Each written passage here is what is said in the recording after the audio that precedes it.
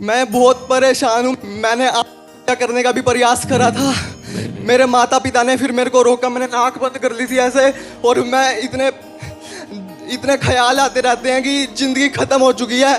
और मुझे ये भी पता है ये क्यों हो रहा है। डिप्रेशन इतना है कि 3 साल से कुछ हो ही नहीं रहा, कुछ कर ही नहीं पा रहा। मेरी बात, हमारे पूर्व जन्मों का कोई पाप ऐसा है जो आया है, हमें कष्ट दे रहा है।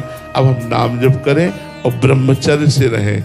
अगर आप ब्रह्मचर्य से रहोगे ना और नाम जप करोगे, कोई नशा नहीं करोगे, गंदे दृश्य नहीं देखोगे, गंदे बच्चों का संग नहीं करोगे, तो बिना दवा के ठीक हो सकते हो आप।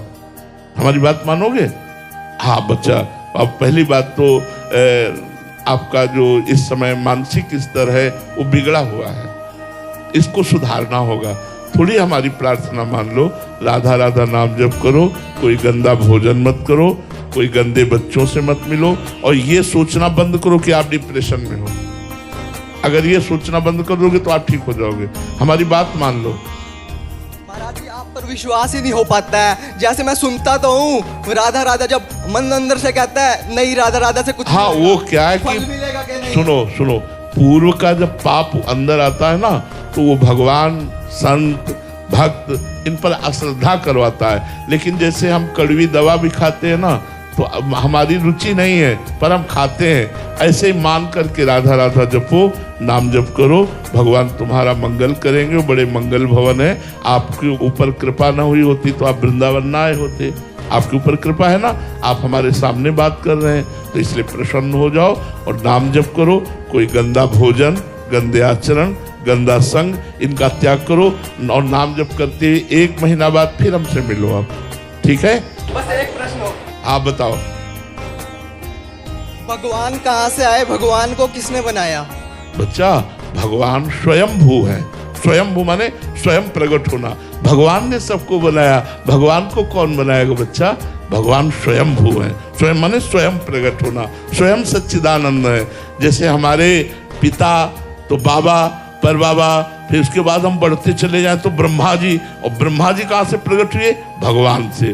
तो भगवान स्वयं प्रकट है। भगवान को किसी ने प्रकट नहीं किया, भगवान को किसी ने नहीं बनाया। भगवान स्वयं प्रकट है। स्वयं अपने आप का निर्माण करके इन रूपों में भगवान विराजमान। सब रूपों में एको हम बहुत श्यामा, वही भगवान बहुत रूपों में विराजमान, ठीक है? देखो, आज हमारे नए समाज के जो बच्चों की दुर्दशा हो रही है, उसका कारण है व्यसन और व्यभिचार। हम इसीलिए बहुत प्रार्थना करते हैं माता पिता से, टीचर से, गुरुजनों से, संतजनों से कि हमारे समाज को बचा लिया जाए। लाखों बच्चे ऐसे जो हैं, उनको ड्रग्स चाहिए, उनको नशा चाहिए, नहीं मिलता अपनी माँ को मार रहे हैं, अपने पिता को मार रहे हैं, वो भगवान को गालियां दे रहे हैं, किसी से कोई श्रद्धा, क्योंकि नए बच्चे हैं। अब ब्रह्मचर्य खो दिया तो अध्यात्म शक्ति रही नहीं, अब विवेक रहा नहीं, तो डिप्रेशन में तो पहुंच जाएंगे। व्यभिचार और व्यसन ये समाज के वो कीड़े हैं जो समाज को नष्ट कर देते हैं।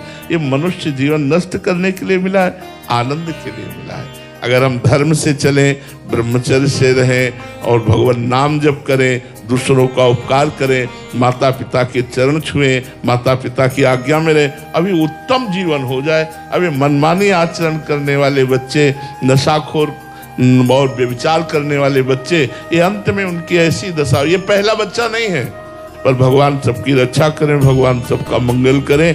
हम यही माता पिता और टीचर जो स्कूल में पढ़ाते हैं और संत महापुरुषों से जो समाज में जाकर उपदेश करते हैं, प्रार्थना करते हैं कि हमारी भारत की नई पीढ़ी को बचा लो, जो व्यभिचार और व्यसन में प्रवृत्त होकर पूरे धर्म की धज्जियां उड़ा रहे हैं, इन बच्चों को बचा लो। ये जवान बच्चे हमारे समाज के काम आ जाएंगे।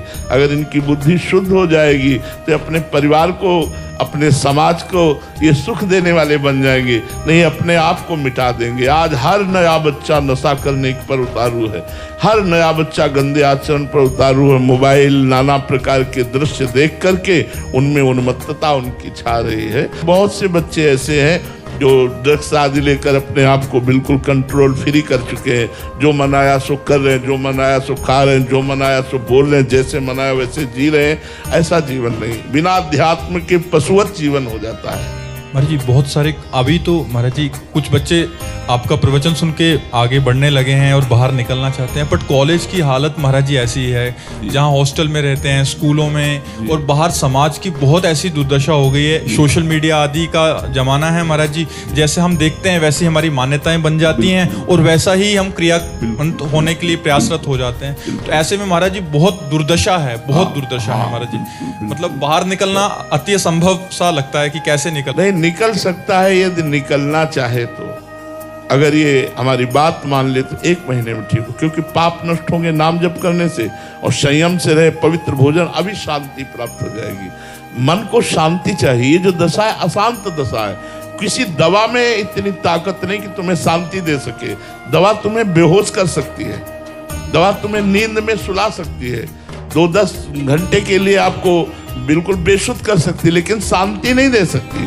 शांति होगी विवेक से, अध्यात्म से, भजन से, सत्मार्ग से। आजकल बच्चों को बैठाल कर अध्यात्म सुनाया ही नहीं जा रहा, नाम जप करवाया ही नहीं जा रहा। बस माता पिता बालक कहीं बुलावें, उधर भरे सोई जतन सिखावें। एक बहुत बड़ा एक रोग आ गया नकारात्मक जो विचारों का, इतना बड़ा। कल भी 1-2 बच्चे आए थे महाराज जी, इतना नेगेटिव सोच है कि मतलब वो पॉजिटिव लेना ही नहीं चाह रहे। मतलब वो शुरुआत कहाँ से करें, उनको ये देखो, पाप का फल है नकारात्मक सोच और पुण्य का फल है सकारात्मक सोच। सकारात्मक सोच इतनी बढ़ जाती है भजन करने से कि देखो किडनी फेल है, रोज डायलिसिस हो रहा है, कष्ट हो रहा है, लेकिन उसकी कोई परवाह नहीं है। नकारात्मक सोच इतनी बुरी होती है कि वो स्वस्थ है, सब अंग उसके पुष्ट हैं, लेकिन बेकार जीवन है। पाप और पुण्य ये 2 कर्म हैं। अब पुण्य कर्म करना नहीं चाहता, पाप कर्मों में रत है, तो निगेटिव सोच तो बढ़ेगी ही बढ़ेगी। फिर परिणाम में नकारात्मक सोच में न भगवान को मानेगा, न संत को मानेगा, न शास्त्र को मानेगा, दुर्गति को प्राप्त होता चला जाएगा। ये तो भगवान की बड़ी कृपा है कि आज हमारे भारत की समाज संतवाणी सुन रही है, सत्संग सुन रही है, सुधरना चाहती है।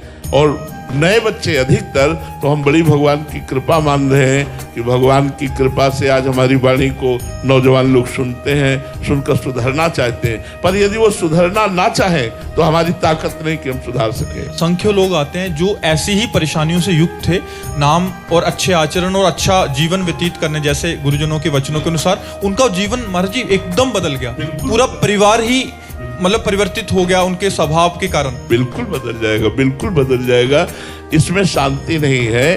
भोगों में, रुपया में, पद में, प्रतिष्ठा में, नशा में, इसमें शांति नहीं। शांति है धर्म से चलो, माता पिता की आराधना करो, जो बुजुर्ग जन है, गुरुजन है, उनकी सेवा करो, नाम जप करो, पढ़ लिख कर अच्छे अधिकारी बनो, समाज की सेवा करो। अब ये सब शिक्षाएं कहाँ मिल रही हैं? स्कूलों में, हॉस्टलों में स्वतंत्र रूप से बच्चे मनमानी आचरण कर रहे हैं, जिन आचरणों का परिणाम ये सामने आ रहा है कि वो सभा को विचलित करना चाहते हैं। निगेटिव भावों की इतना जोरदार है कि उनको कुछ चमत्कार दिखाओ तब उनके समझ। और ये सबसे बड़ा चमत्कार है बुद्धि का शांत हो जाना, बुद्धि का पॉजिटिव हो जाना, बुद्धि का भगवान में लग जाना। यही सर्वोपरि चमत्कार है और कोई चमत्कार नहीं। मन बुद्धि को शांति मिल गई, सबसे बड़ी बात है। एक गरीब आदमी लेकिन संतोष करता है, वो शांत है, वो धर्म से चल रहा है, बड़ा सुखी है। और एक करोड़पति अरबपति वो परेशान है, निगेटिव विचार, भय, चिंता, शोक, व्यभिचार। तो अध्यात्म के बिना ये जगत अशांत रहेगा। अध्यात्म ही परम शांति प्रदान करेगा।